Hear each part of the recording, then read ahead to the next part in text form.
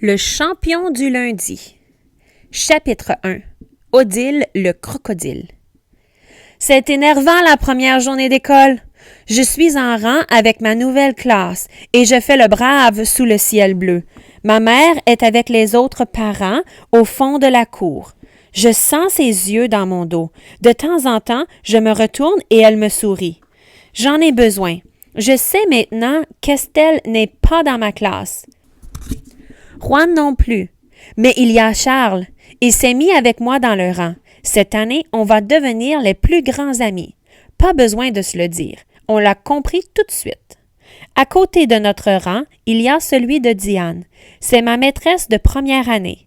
Elle me sourit aussi quand elle m'aperçoit. Elle a un sourire si doux. Ça me donne le goût d'être encore dans sa classe. Mais je ne veux pas me retrouver aussi petit que ses poussins. Elle appelle ses élèves comme ça. Je n'arrive même pas à croire que j'ai déjà été aussi minuscule. Moi, je suis grand. Et Odile, ma nouvelle maîtresse, n'est pas comme Diane. Elle n'a pas son petit sourire de maîtresse poule. Non, Odile a une grande bouche, pleine de dents. Et elle sourit comme un crocodile. Odile a déjà placé nos noms sur les pupitres. Moi, je suis au milieu de la classe. Charles est dans le coin en arrière. Les fenêtres donnent sur la rue.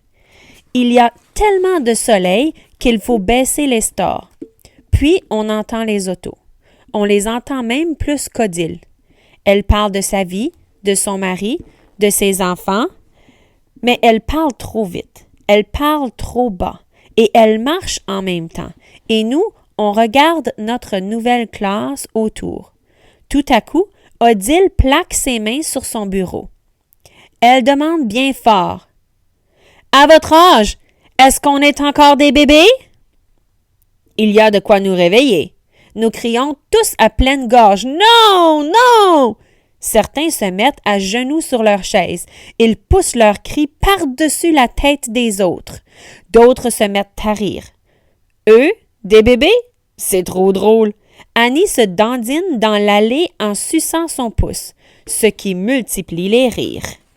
« Moi, je pense que vous êtes encore des bébés. » Odile vient de hurler ça, et le tapage cesse d'un seul coup.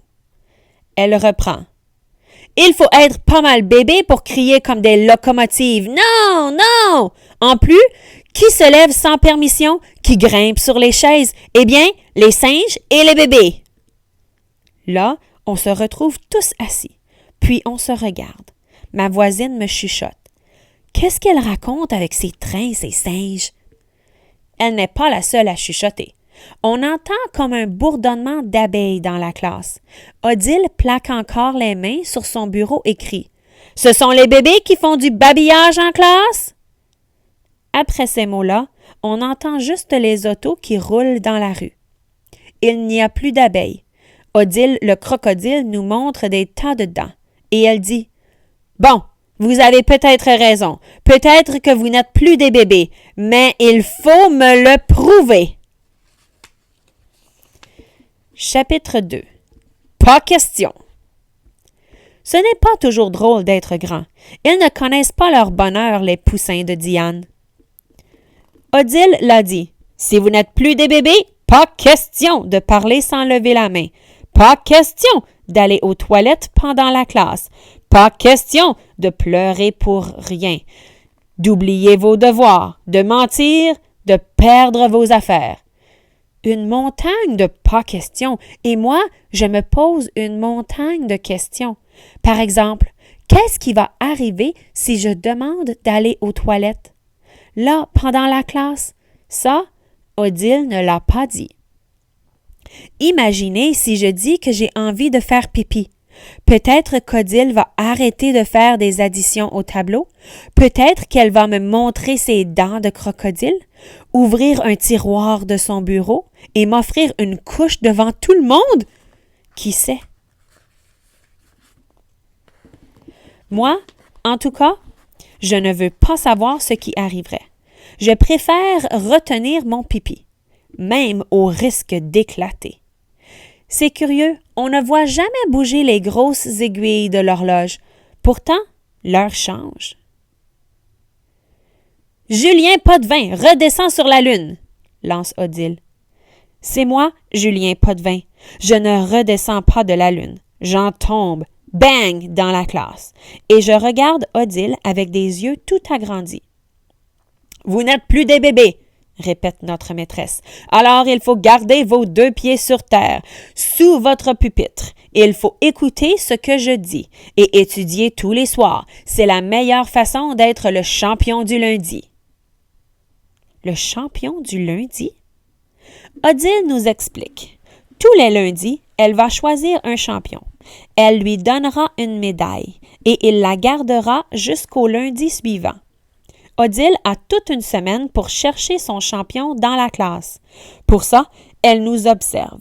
Les élèves sont un peu comme des patineurs artistiques. Ils doivent réussir des trucs. Odile, elle, est comme un juge. Elle note ce qu'elle voit de bien ou de mal dans son cahier rouge. Un champion ne dérange jamais la classe, mais il n'est pas dans la lune non plus. Il lève la main souvent parce qu'il connaît les réponses. Il ne fait presque pas de fautes parce qu'il a appris ses leçons. Ses devoirs sont bien faits. C'est simple. Un champion fait bien ce qu'il doit faire. Et il ne fait jamais ce qu'il n'est pas question de faire. Un champion n'est pas un bébé. Chapitre 3. L'entraînement. Ma mère adore les championnats, que ce soit d'athlétisme, de tennis, de soccer, d'échecs ou d'orthographe, elle s'intéresse à toutes les compétitions. Aussi, quand je lui ai parlé du champion du lundi, elle s'est écriée « Quelle bonne idée! Je vais t'entraîner! » M'en quoi? Bien voyons, veux-tu être champion? Oui. Alors, il faut t'entraîner. Il n'y a pas de champion sans entraînement. Voilà, j'ai maintenant une entraîneuse.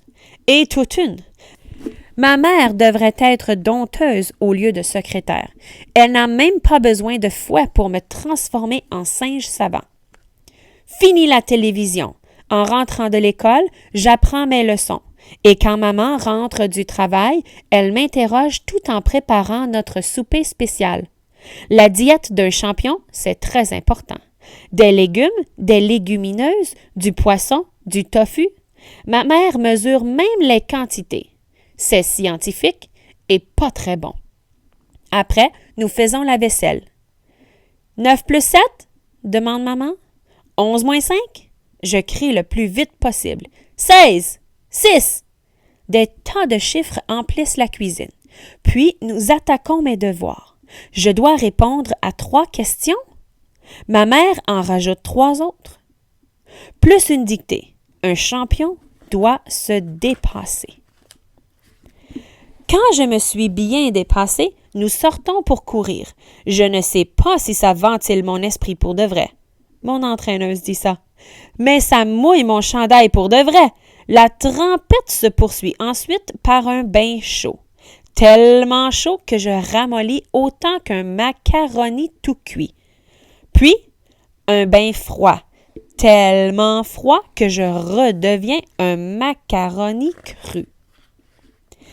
Et c'est l'heure de la lecture. À la bibliothèque, j'ai pris tous les livres que je pouvais emprunter. Ma mère aussi. Sauf qu'elle les a pris pour moi. Je lis à haute voix, assis dans mon lit avec elle. Nous en profitons pour apprendre quelques mots nouveaux. Après la lecture, elle me les fait épeler. Un champion doit se dépasser encore et encore. Un champion doit aussi se coucher tôt et faire de la visualisation, juste avant. Pour ça, je ferme les yeux. Je m'efforce de voir dans ma tête tout ce que maman décrit. Je me tiens bien droit à mon pupitre, dit-elle. Je bois les paroles d'Odile. Je suis le premier à sortir mon cahier quand elle le demande. Mon crayon est toujours aiguisé. Je suis un champion. Mon entraîneuse m'embrasse enfin et sort. J'ai la paix pour la nuit. En rêve, je saute sur les pupitres. Je porte mon pantalon sur la tête. Tout le monde voit ma culotte avec des cochons roses dessus. Je souffle de grosses bulles de gomme. Elles m'éclatent sur le nez. Et je reçois la médaille des lundis pour rire. La nuit, je visualise ce que je veux. Il vaut mieux en profiter, car dès le matin, ma dompteuse reprend le dessus. Gymnastique et déjeuner spécial. Ma mère m'accompagne aussi à l'école. Nous épelons les mêmes mots qu'hier jusque dans la cour. Là, je ne vais pas jouer avec Charles et Vanessa. Je me concentre. Maman me regarde droit dans les yeux. Elle me serre les épaules. « Pas de voyage dans la lune, » me dit-elle. « Odile va t'observer toute la journée. Montre-lui que tu es le champion des grands. Tu sais comment. Tu l'as visualisé. »« Oui, » que je lui réponds. « Mais tu ne trouves pas que j'ai l'air un peu bébé, là? »« Pourquoi? Bien, me faire reconduire à l'école par ma mère? »« Ce n'est pas ta mère qui te reconduit, » s'exclame-t-elle. « C'est ton entraîneuse. » Chapitre 4. Le champion. Ça y est, nous sommes lundi. Les dents d'Odile brillent pour l'occasion. Elle prend une grande inspiration et déclare: « Nous allons bientôt connaître le premier champion de l'année. Je dis bien champion et non championne, car il s'agit d'un garçon. » La moitié de la classe fait « Oh !» Puis on entend un drôle de petit bruit, une sorte de sniff, sniff. Anne-Marie Labrie est toute rouge. Elle pleure. Bien sûr, elle voulait être la championne. Ça paraissait. Elle cherchait tout le temps à sortir son cahier avant moi. Une fois, elle est même allée trop vite. Elle s'est pincé les doigts sous le couvercle de son pupitre. Elle a dû se mordre les lèvres en plus pour ne pas pleurer comme un bébé. Mais ce coup-ci, elle n'est plus capable de se retenir. « Voyons, Anne-Marie, » s'étonne Odile. « C'est bébé d'être jalouse, n'est-ce pas, les amis? » « Oui! » J'ai crié oui avec les autres, mais je ne voudrais pas être à la place d'Anne-Marie. On dirait qu'elle est en train de fondre sur sa chaise, comme une bougie rouge. Anne-Marie, la bougie de Noël. « Donc, » reprend Odile, « le champion est un garçon. Vraiment, il a été un exemple pour toute la classe. L'avez-vous reconnu? » Tout le monde se regarde. Personne ne reconnaît le champion. « Notre champion est Julien Potvin, » lance Odile. « C'est moi! Moi! Ma mère avait raison. L'entraînement, ça marche. Je dois être aussi rouge qu'Anne-Marie. Mais moi, je ne fonds pas. J'ai plutôt l'impression de gonfler. Gros. Je me lève. Je rejoins Odile comme dans un rêve. Elle tient entre ses doigts une belle étoile dorée. Elle l'épingle sur mon chandail. Je me retourne et je vois tous les yeux braqués sur moi. Personne ne me sourit, même pas Charles. Ils sont jaloux. C'est bébé d'être jaloux, Odile l'a dit. Ils sont tous trop bébés pour leur âge. Tous, sauf moi. Chapitre 5. Ma vie de champion. Les autres font semblant de rien, mais ça n'empêche pas mon étoile de briller. Au début, je continue à sortir mon cahier à toute vitesse. Je lève la main bien haut pour montrer que je mérite d'être le champion. Mais bientôt, je me sens fatiguée. Après tant d'efforts, je peux bien me reposer.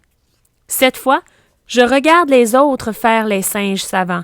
Odile ouvre son cahier rouge et déclare: « N'oubliez pas que je cherche le champion de lundi prochain. » Anne-Marie a séché ses larmes. Elles ne font plus. Elle se tient même le cou très droit, tellement qu'elle a l'air d'avoir avalé sa règle. Elle n'est pas la seule. Tous les élèves sont figés comme des statues. Ils me font bien rire. Bon, là, je ris moins fort. Charles est parti avec Vanessa, sans m'attendre. Je retourne chez moi tout seul. Sur le trottoir, j'ai le cœur gros. Ce n'est pas amusant d'être champion. Mais quand je prends mon raccourci à travers le champ, je me sens moins triste. Mon chemin secret, je le prends toujours tout seul. Maintenant, je pense à maman. J'ai hâte de lui annoncer la nouvelle. On dirait que mon étoile me donne des forces nouvelles. Je pousse des cris de victoire. Je fonce à travers les herbes plus hautes que moi. Elles s'écrasent toutes devant le grand champion.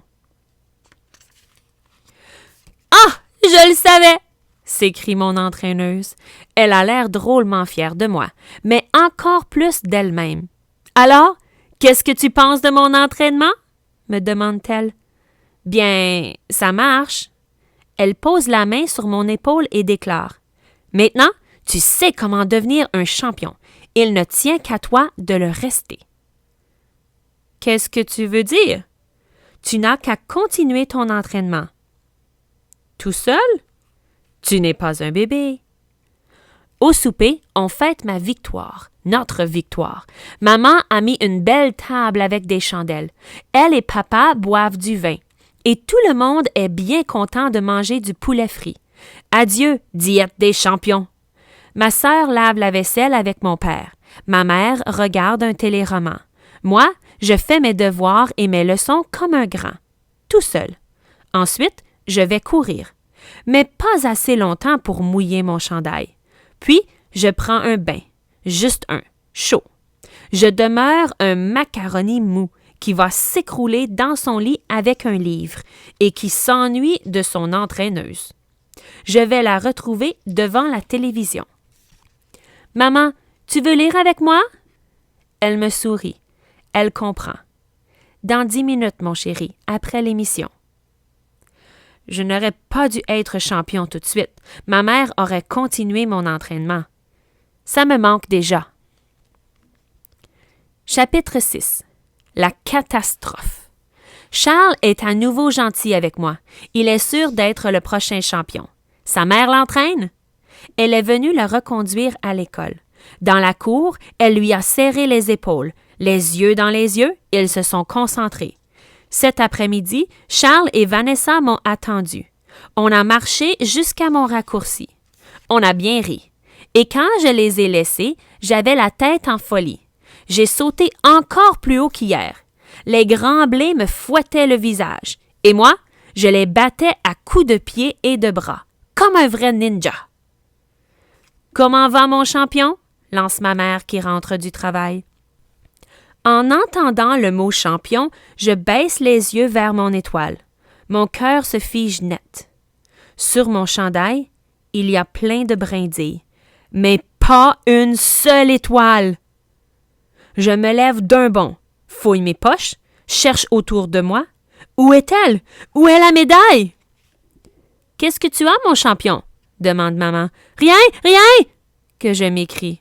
« Tu en es bien certain? » Avec les yeux que je lui fais, maman n'insiste pas. Elle s'éloigne vers la cuisine. Pourquoi je ne lui ai rien dit? Parce que je veux rester son champion. Si j'avais parlé, j'aurais eu l'impression d'enlever un petit bouchon, comme celui des ballons de plage, et le champion se serait dégonflé. Pfff. Je dois aller courir tout de suite après le souper. Pendant qu'il fait encore bien clair, c'est ce que j'explique à ma mère. Mais je ne lui dis pas la vraie raison. Je veux retrouver ma médaille. Aussitôt dehors, je me lance dans le champ. Je suis plein d'espoir. Oui, je vais dénicher cette minuscule étoile dorée. Je cherche de tous mes yeux. J'avance à 4 pattes sous les blés jaunes. Oui, je crois à ma chance, jusqu'à ce qu'il se mette à faire noir. L'espoir aussi a un petit bouchon. Pfff. Mes 4 pattes me lâchent et je tombe à plat ventre. Caché sous les herbes, je peux pleurer, comme un bébé. Ce soir, je n'ai pas à me forcer pour faire de la visualisation. Les images se bousculent dans ma tête. Demain, Odile le crocodile va voir que je ne porte pas ma médaille. Je l'imagine très bien qui s'approche de moi, toutes les dents sorties. Elle pointe son long doigt sur la petite place vide près de mon cœur, là où il n'y a plus d'étoiles. « Pas question de perdre sa médaille! » hurle-t-elle. « Tu es la honte de la classe! » Je ne l'ai pas perdue, je l'ai juste oubliée. C'est encore plus bébé. Demain, tu donneras ton étoile à Anne-Marie. Ah, si seulement je pouvais m'endormir, je ferais de vrais cauchemars. Ce serait sûrement moins pire. Chapitre 7. Terrible mercredi. Est-ce que je vais à l'école avec toi? Demande maman. Je pourrais te faire épeler des mots. Non, tu n'es pas prête et je suis très pressée. Mais pour que... Je ne lui laisse pas le temps d'insister. J'ai eu une idée terrible. Et si ma médaille n'était pas dans le champ? Si elle était tombée sur le trottoir? Ou dans la cour d'école? Je dois être le premier à repasser par là. Je ne veux pas qu'Anne-Marie Labrie me rapporte mon étoile en riant. Ou pire, qu'elle la rapporte à Odile. J'ai l'air d'un chien qui flaire une piste. J'ai les yeux vissés au sol. Je zigzague d'un bord à l'autre du trottoir. Si quelqu'un criait « Fido !», je courrais vers lui, comme un chien sans médaille. Mais où est-elle, cette petite étoile? Au fond de cette fissure dans le ciment? Dans ces brins d'herbe que je secoue? Au pied de cet arbre? Sous cette auto? Non. Elle a dû monter au ciel, rejoindre les vraies étoiles. Je suis tellement nono que je lève les yeux. Des fois. J'arrive à l'école les mains vides. Il n'y a qu'une dizaine d'élèves. Ils me courent autour tout léger. Mais moi, j'ai le cœur bien lourd à porter. Je marche de long en large. Mine de rien, je balaie la cour du regard. Des cailloux, de vieux papiers, un bouton, une barrette. La cloche sonne. Si seulement quelqu'un avait rapporté la médaille. Ça me ferait plaisir, finalement. Puis, une idée me saute au visage. Mon étoile est sûrement sous mon pupitre. Mais oui! Dès que je rentrerai dans la classe, je la ramasserai et je l'épinglerai tellement vite que personne ne me verra. En attendant, Odile vient se poster devant notre rang. Elle ne me regarde même pas. Donc, elle ne sait rien. Nous marchons vers la classe. Mon cœur bat à tout rompre. Je ne m'arrête pas à mon casier. Je garde mon gros chandail par-dessus ma chemise et j'entre le premier. Oh! Comment ça? Il n'y a rien sous mon pupitre. Peut-être que le concierge a mis la médaille à l'intérieur de celui-ci? Je l'ouvre. C'est dur de retenir des larmes. Chapitre 8. Un vendredi plus terrible encore. Ça fait maintenant 3 jours que je cherche ma médaille et je ne l'ai pas retrouvée. Une chance que j'ai gardé mon gros chandail mercredi, jeudi et aujourd'hui. J'ai chaud, mais tout le monde pense que mon étoile se trouve en dessous, épinglée sur ma chemise. La preuve, personne ne me demande où elle est. C'est bête que ce soit l'été des Indiens. Je suis tout en sueur avec mon chandail de laine. Mais ce long vendredi finit bientôt. Odile pose sa craie et se tourne vers la classe. « Avez-vous hâte de connaître notre prochain champion du lundi? » demande-t-elle. « Oui! » crie tout le monde, même moi. Si j'étais Pinocchio, mon nez irait trouer le tableau derrière Odile. « Vous en êtes bien certain? » insiste-t-elle. « Moi, je me demande s'il va y avoir un champion lundi. » Catastrophe! Elle sait que j'ai perdu la médaille? Avez-vous remarqué que Julien ne porte plus sa médaille? Ajoute-t-elle. Tous les yeux se posent sur ma poitrine vide. Mon gros chandail ne me sert plus qu'à transpirer, tellement que je vais finir par noyer toute la classe. Et savez-vous pourquoi Julien ne porte pas sa médaille? Continue Odile. Non, souffle tout le monde en chœur. Moi, je ne dis plus rien.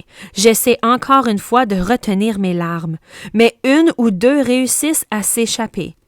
Eh bien, moi, je vais vous dire pourquoi, lance Odile. Julien est trop gêné pour porter son étoile. Il a bien vu que vous n'étiez pas content pour lui. Pensez-vous que Julien veut perdre ses amis? Non. Alors, il laisse sa médaille chez lui. À quoi ça sert d'être champion si on doit le cacher, hein? Je ne sais pas si je vais choisir un nouveau champion lundi. Vous êtes trop bébé jaloux pour avoir un champion. Il y a un grand silence dans la classe, et moi, je pleure encore plus fort tout à coup. Parce que lundi, j'aurai l'air encore plus fou. Lundi, les bébés jaloux vont connaître la vérité, et ils vont bien rire. « Voulez-vous un nouveau champion lundi? » demande Odile. « Oui! » répond la classe. Pourquoi ne disent-ils pas non? Ce serait bien mieux pour tout le monde. Allez-vous être content pour l'ami que je vais choisir? Oui! Il va pouvoir être fier de porter sa médaille? Oui! Oh, si on pouvait mourir de honte, je serais mort! Après ça, je quitte l'école à toute vitesse. Il faut que je retrouve cette étoile. Il le faut absolument. Elle ne s'est pas envolée dans le ciel.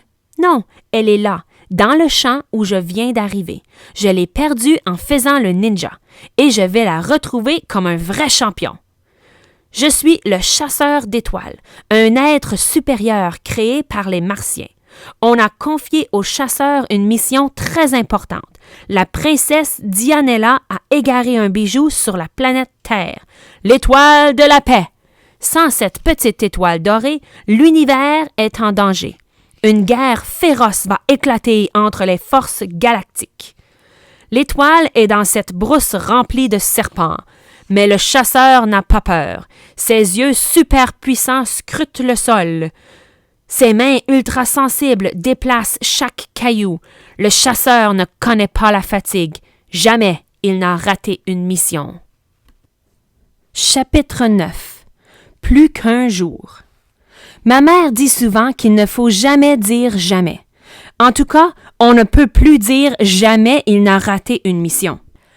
Le chasseur a fouillé la brousse pendant 1 heure vendredi, pendant 3 heures samedi, et il n'a rien trouvé. Les Martiens ont jeté ses yeux super puissants à la poubelle. L'invention n'est pas au point. Adieu, étoile de la paix. On est maintenant dimanche et je cherche un moyen de ne plus jamais aller à l'école. Oui, j'ai dit jamais. Mais c'est impossible de ne plus aller à l'école, à moins d'accepter de se faire très mal. Est-ce que je vais me jeter dans l'escalier du sous-sol? Ça ne me tente pas. Pas plus que ça ne me tente d'aller voir Odile demain. Il ne me reste qu'aujourd'hui pour me sortir du pétrin. L'été des Indiens a fini cette nuit. Ce matin, je suis dans le champ avec juste un petit chandail sans manches. Un bon rhume, c'est pas bête. Je ne fais plus de recherches sages, comme le chasseur. Non, je fais des recherches sauvages. J'arrache les grands foins à pleine poignée. J'en mange même. Une bonne indigestion, c'est pas bête. Julien, Julien! Ma mère m'appelle pour dîner. Parfait, je vais avaler tout ce que je peux. Avec les foins que j'ai déjà dans l'estomac, c'est l'indigestion garantie. Julien, tu es fou? On gèle! Où est ton manteau? Crie maman dès qu'elle m'aperçoit. J'ai chaud, moi! Que je réponds. Pas du jambon, j'ai horreur de ça. Je me force pourtant à vider mon assiette pour avoir droit au dessert. Oh non! Qui a inventé les tartes aux pommes si petites? Il me reste le lait. Oh! Oh! J'ai une meilleure idée. Julien, qu'est-ce que tu bois là? Du lait. Maman me prend le verre des mains. Mon lait lui semble bien épais. Et pour cause. Mais, Julien, c'est de la crème à fouetter. Ah oui? Que je fais en agrandissant les yeux. Bon, là, tu viens avec moi dans ta chambre. On a à se parler. Ma mère devrait travailler dans un cirque, comme dompteuse, puisqu'elle peut nous dompter 100 fois, ou comme voyante, car elle peut aussi savoir ce qui se passe dans notre vie, sans boule de cristal. Ma mère a remarqué que je n'avais plus ma médaille, puis elle m'a vu fouiller le champ, et elle a tout deviné, mais elle attendait que j'en parle. Elle respectait mon silence. Ma mère dit des choses bizarres des fois. « Pourquoi t'emplir de crème jusqu'aux oreilles? » me demande-t-elle. « Un jour ou l'autre, tu devras dire la vérité à Odile. Alors, pourquoi pas demain? »« Parce que je ne veux pas. Après, ce sera fini. » C'est là qu'elle se trompe, ma mère. Après, tout va commencer. Tout quoi? C'est justement ce que je ne veux pas savoir. Chapitre 10. Le pire moment de ma vie. C'est dimanche soir. Je ne suis pas malade. Toute la famille a cherché ma médaille, mais on n'a rien trouvé. Il reste une seule nuit avant le pire moment de ma vie. Si cette nuit pouvait durer 100 ans! Le bel au bois dormant, ça m'irait très bien. Mais il faudrait que je commence par m'endormir, ce qui est impossible. Je suis trop occupée à faire de la visualisation. Dans ma tête, je vais au bureau d'Odile. Je dis « Je n'ai plus la médaille. À cause d'elle, les autres ont été méchants pour moi. Je l'ai jetée. Ça ne recommencera plus pour personne. » Non, j'ai une meilleure idée. Je dis « Anne-Marie avait trop de peine. Je lui ai donné ma médaille. » Non, j'ai une meilleure idée. Je dis « Un homme qui était dans la rue. Il faisait tellement pitié que je lui ai donné mon étoile. Après, il était heureux. » Oh! La porte de ma chambre s'ouvre. Maman s'approche de mon lit. Elle voit bien que je ne dors pas. « Je comprends, » murmure-t-elle. « Tiens, on va faire de la visualisation. Ferme les yeux. Bon, tu te vois entrer dans la classe? Tu marches bien droit? Tu n'as pas peur puisque tu n'as rien fait de mal. Tu vas voir Odile et tu lui dis « Je suis désolée, mon épinglette s'est détachée, je l'ai perdue. » C'est tout. « Comment ça, c'est tout? Et après? » « Après, ça ne dépend plus de toi, » répond ma mère. « Tu verras bien. »« Mais je ne veux rien voir du tout! »« Voyons donc, que peut-il t'arriver de si grave? Tu n'en mourras pas, tu sais. » Je sais, mais des fois, je me dis que j'aimerais mieux en mourir. Est-ce que maman comprendrait ça? Je ne crois pas. Alors, je me tais. Elle m'embrasse et elle sort. Ce matin, maman m'accompagne à l'école. Elle répète que ce n'est pas bien grave d'avoir perdu la médaille. Moi, je trouve qu'elle ne comprend vraiment rien. C'est terrible d'avoir perdu la médaille. À cause de moi, il n'y aura pas de champion du lundi. Tout le monde va se mettre dans une colère épouvantable. Odile va me déchiqueter avec ses dents de crocodile. Elle va me lancer en petits morceaux dans la classe. Charles, Anne-Marie Labrie, Vanessa et tous les autres champions sans médaille vont continuer à me mettre en pièces avec leurs règles, leurs crayons, leurs talons, leurs couvercles de pupitre ou pire encore, je ne sais pas moi. « Julien, tu ne m'écoutes même pas! » s'écrie maman.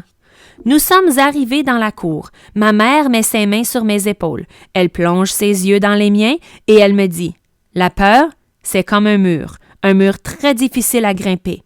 Mais ce matin, tu dois aller voir ce qui se cache derrière. Tu en es capable. Après, tu vas me raconter ta découverte et tu seras mon grand champion pour toujours. » La cloche sonne. Je serre les poings et je me mets en rang. Oui, je vais grimper le mur de ma peur, même si mes jambes sont toutes molles. Les autres rangent leurs affaires. Odile est assise à son bureau. Je vais la voir. Le cœur va m'éclater, mais je plonge. Je parle tout bas. « Je suis désolée. Mon épinglette s'est détachée. J'ai perdu la médaille. » Odile me regarde sans surprise, sans colère. Elle ouvre son grand tiroir, puis une petite boîte. À l'intérieur, il y a 5 étoiles dorées. « J'avais prévu ça, » murmure-t-elle. « Ces trucs ne semblaient pas solides. Mais chut! Tu te souviens de ce que j'ai dit vendredi? Sur les bébés jaloux? »« Oh, oui! » »« Alors, on garde le secret? Sinon, on aurait l'air trop fous tous les deux. D'accord? » demande Odile avec un rapide clin d'œil. Je fais oui de la tête. Odile pige une petite étoile dans la boîte. Elle la dépose discrètement sur mon bureau. Puis elle me sourit. Et là, je découvre une chose extraordinaire. Les crocodiles peuvent avoir le plus beau sourire du monde.